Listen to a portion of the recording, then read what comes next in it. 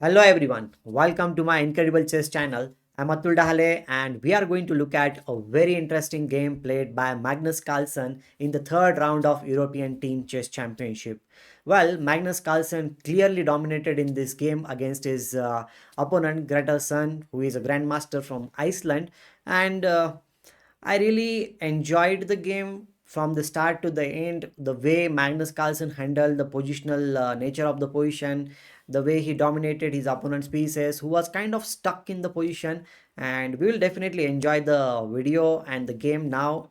So guys, before we move further, don't forget to like this video, subscribe to my channel if you are new here. So let's begin. In this game, Magnus started with e4. He is playing with the white pieces. His opponent played e5, knight f3, knight c6, and now bishop to b5 was played. Ruy Lopez opening, as we know that Magnus is playing this opening in this tournament quite often. In the first round also with the white pieces he has played this opening, and I have analyzed that game. Do check it out. I have given the link in the description as well as the I section above. Well, here after bishop to b5, a6 was played. The bishop is under attack, so bishop moves to a4 square.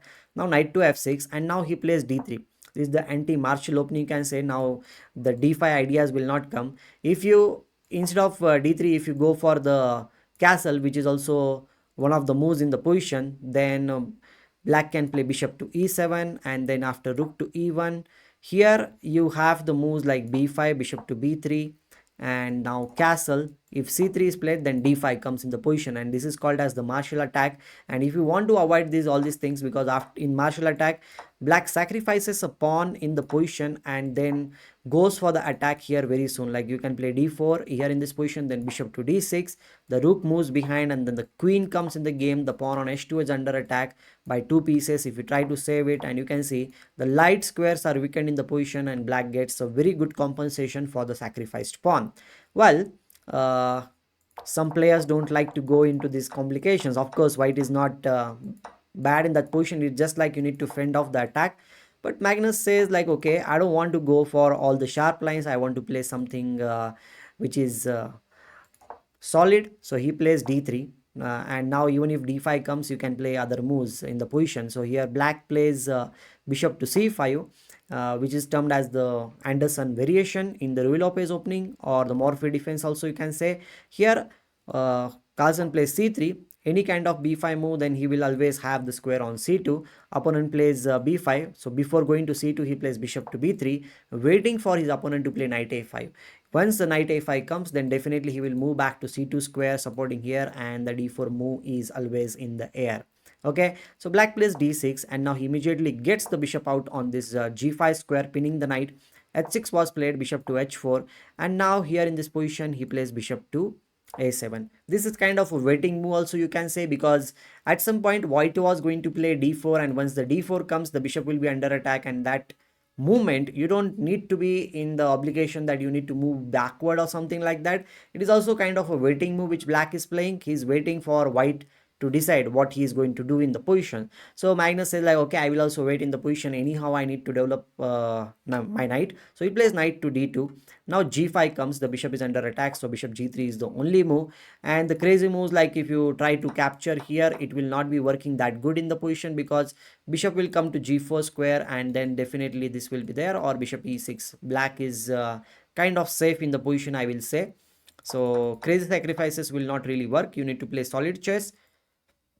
Magnus Carlsen plays bishop to g3, queen e7 is played, and now knight goes for this d5 square via f1. Means the idea is to play knight e3 followed by knight to d5, or maybe knight to f5.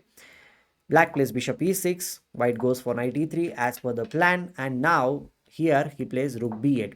Well, when I was looking at the game for the first time, I felt like why rook b8 is being played. Then I realized, oh, okay, in this position maybe he is trying to play b4 and try to get some play on the queen side here. But Carlsen says like, okay, no problem. If you want to play on that side of the board, you can play, no problem. I will just go for knight f5 or knight d5. Ideas are there. So here, instead of going for b4 kind of a move, because definitely you can play b4, but then the d4 comes, the d5 idea is there in the on the board, and bishop is also like going to be forked. So if you play bishop into b3, a captures b3, And now the d5 as well as f5 squares will be very weak, as the light square bishop will be gone from the board. So of course his opponent doesn't want to do like that. This knight is going to be pretty strong. So first of all, he exchanges the knight here with the bishop on a7, which was not doing that great job. F captures e3, and now castle happens. Now again, you need to find out a way to create your chances, and the only way you can create your chances is on the f file. So in this file, the knight is there in this position, so he gets away with the knight. He plays knight d2, and all sorts of ideas are there, like okay, you can go for the attack here, rook f2, followed by this rook will be coming here, so on. So black says, okay, if you want to do that thing, first of all, I will get my bishop here, queen to e1, the queen was under attack, and now he plays bishop to h5. According to me, what he has played makes some sense, because he wants to have some defensive pieces around his king, because he has already played h6 and g5. Okay, understandable. Now Carlsen comes back with knight to f3, king g7, and now in this position he plays a surprising move. Well, when he played knight f3, of course in his mind he might be having that idea, and he goes for that thing. Guys, I hope that you got that idea. That idea was knight h4. Crazy, right? Because if you capture the knight here in this position, then bishop captures h4 comes, the knight on f6 is pinned in the position, and the rook is also going to attack here. No matter what you do, you are going to lose the knight on f6 square, followed by queen will be coming to h4 square. Let's suppose you play queen to d7, then bishop captures f6, king h7, and now here in this position, well, you can try to play queen h4, but then the queen g4 move will be played. So first of all, stopping that idea and then going for queen h4, followed by rook f2, rook f1. I think the pawn on f7 is also under attack. I think black will be in big trouble very soon in the position. So here, uh, of course, black did not capture the knight on h4 square. He played bishop to g6. That was maybe his idea. Now knight f5 check comes, bishop captures f5 is forced, because knight is attacking king as well as the queen in the position. So bishop into f5, rook captures f5, knight goes to d7 square. Black is trying to hold on to the position, and he wants to play everything on the dark squares, okay? But Magnus says, okay, I will be playing on the light square. So he plays queen to e2. Of course, the idea is to play rook f1, h4, and trying to undermine on the king side.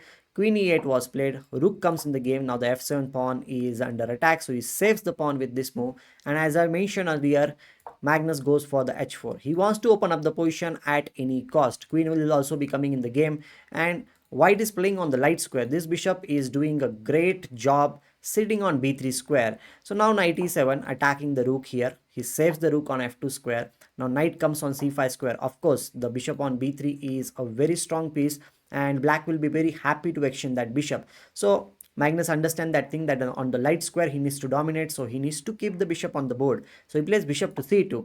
Idea is quite easy, that maybe in future he can play b4, dislodge the knight from here, and again bishop will be ready to come on this diagonal, which will be very important. Now he plays knight to g6 in this position, and now further in order to dominate on the light square, he pushes the pawn to h5 square, asking this knight, what are you going to do? If you play knight to h4 in this position, then bishop captures h4, g captures h4, and the queen will come in the game with queen g4 check, and the pawn on f6 is going to fall in this position. Once the pawn on f6 falls, I think black is in big trouble, because the rook on b8 is not in the game, knight on c5 is not doing that great job in the game, and black is left with very few pieces to defend his king. I think it's almost game over. So knight h5 is out of question in the position. He goes for knight e7, and after knight to e7, he breaks in the center with d4 move.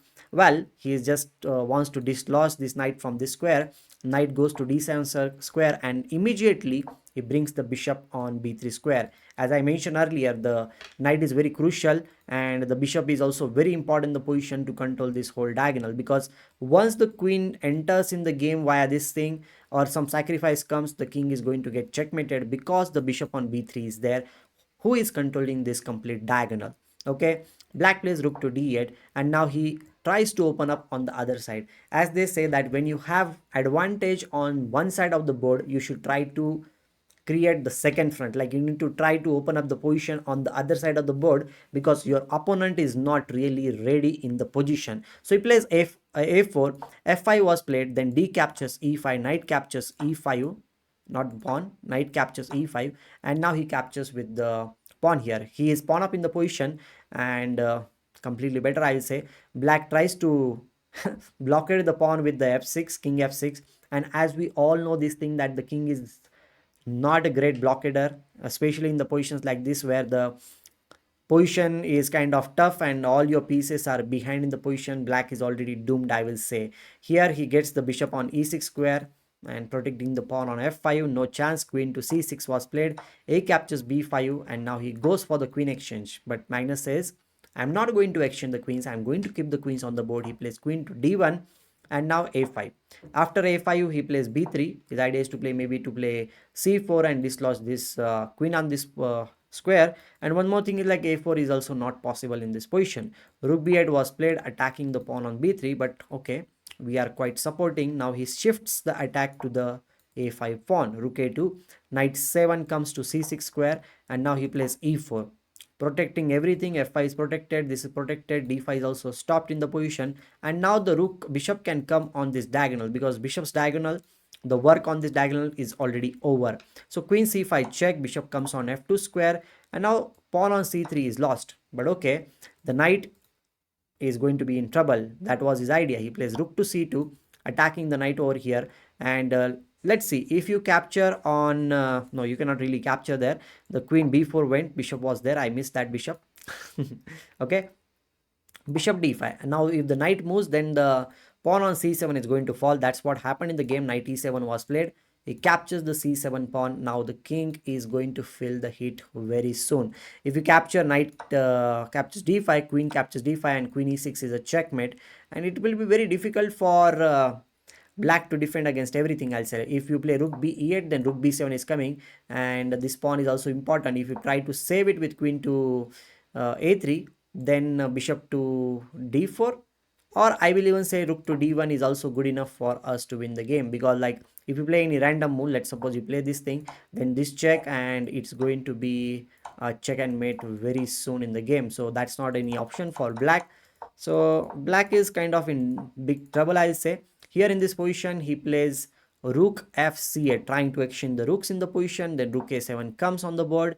Well, he is kind of making it sure that everything is under control, and black needs to be careful. Black plays rook to c3, still fighting in the game. He plays bishop c4. Of course, the idea is to like attack the pawn on d6 square, and also everything is kind of supported here in this position.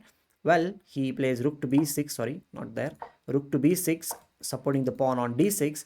And after this, he plays bishop to d4. The rook is under attack, and unfortunately the rook doesn't have that many squares.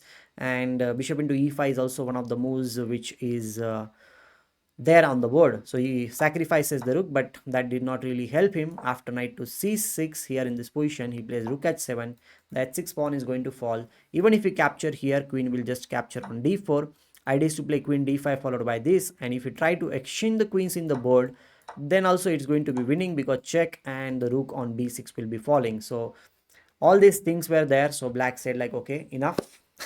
I cannot defend anymore. So he resigns in this position. So this is a very beautiful game played by Magnus Carlsen, a very dominating game, I'll say. He was playing on the light square, opponent was shrinked in the position, and is a perfect example of how to punish your opponent if he is playing passive chess, and when you get the space advantage in the position. I hope that you like this video. Don't forget to comment on the video and share this video with your friends. And if you are new to this channel, subscribe to my channel. Thank you very much. Bye bye. Take care.